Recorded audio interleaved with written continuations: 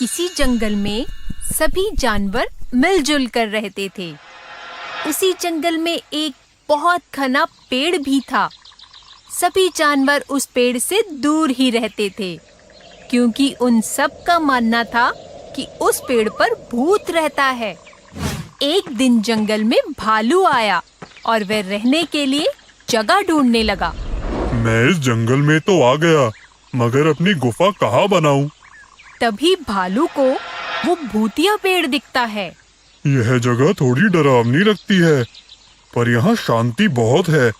मुझे अपनी गुफा यही बनानी चाहिए। भालू उस पेड़ के नीचे पहुँचता ही है कि तभी वहाँ बंदर और हाथी आ जाते हैं और भालू को वहाँ अकेला देखकर बंदर बोलता है, अरे भालू भाई, तुम यहाँ अकेले क्या कर रहे हो? मैं यहाँ रहने के लिए गुफा बना रहा हूँ। भालू भाई, तुम यहाँ अपनी गुफा नहीं बना सकते। यह जगह सुरक्षित नहीं है। सुरक्षित नहीं है? तुम कहना क्या चाहते हो? हाथी भाई ठीक बोल रहे हैं। इस पेड़ पर तो भूत रहता है।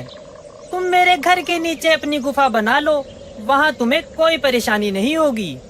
अगर यह सच है तो मैं अपनी गुफा बंदर भाई के घर के नीचे ही बनाऊंगा।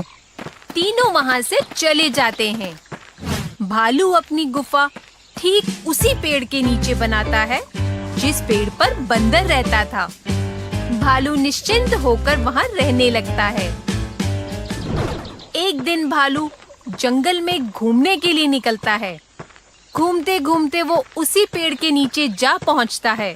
अगर इस पेड़ पर भूत रहता है तो वह मुझे इतने दिन से दिखाई क्यों नहीं दिया? मुझे लगता है यहाँ जरूर कुछ गड़बड़ है। भालू के ऐसा कहते ही पेड़ के ऊपर से आवाज आती है, तुम यहाँ आ तो गए हो, लेकिन जा नहीं पाओगे। मैं तुम्हें खा जाऊंगा। कौन है यहाँ? मैं इस पेड़ पर रहने वाला भूत हूँ। भालू डर कर वहाँ से भाग जाता है। भूत भूत, भागो भागो। अपनी गुफा में पहुंचकर भालू बंदर को बुलाता है।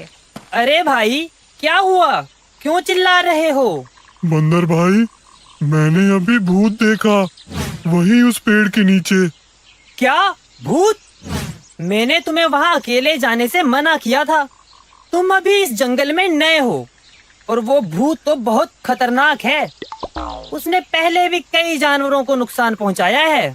मुझे तुम्हारी बात मान लेनी चाहिए थी। आज के बाद मैं कभी भी वहाँ अकेला नहीं जाऊंगा। भालू अब उस पेड़ के पास कभी अकेला नहीं जाता था। एक दिन भालू को जंगल में एक गोरिल्ला दिखता है।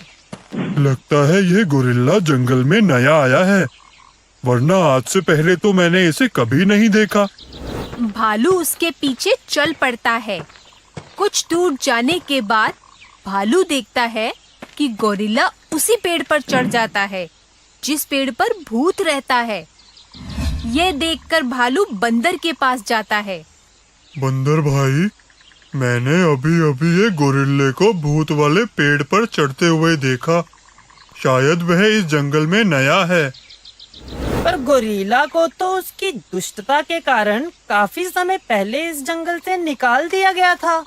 तो फिर वो जंगल में क्या कर रहा है और उस भूत वाले पेड़ पर क्यों चढ़ गया? क्या वो नहीं जानता कि उस पेड़ पर भूत रहता है? बंदर सोच में पड़ जाता है। वह समझ जाता है कि पेड़ के भूत के पीछे कोई गहरा राज छुपा है। बंदर रात को भूतिया पेड़ के पास ही एक पेड़ पर चढ़कर छुपकर चिल्लाता है, अरे वाह, बहुत दिनों के बाद किसी गोरीले की खुशबू आ रही है। आज तो पेट भर कर खाऊंगा और यह गोरीला तो मुझे देख भी नहीं सकता, क्योंकि मैं तो भूत हूँ। गोरिल्ला ये सब सुनकर डर जाता है। वह सभी जंगल के जानवरों को इकट्ठा करता है।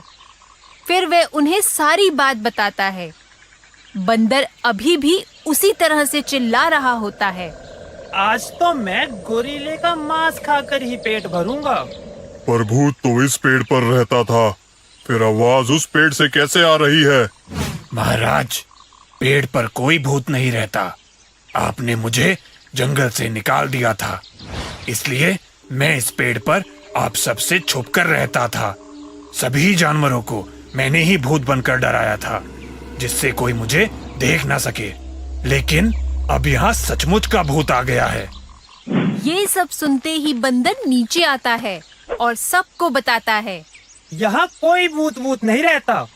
पेड़ पर रहने वाले भूत का सच सामने लाने के लिए ही मैं भूत बनकर इसे डरा रहा था, ठीक वैसे ही जैसे इसने हम सबको डराया था।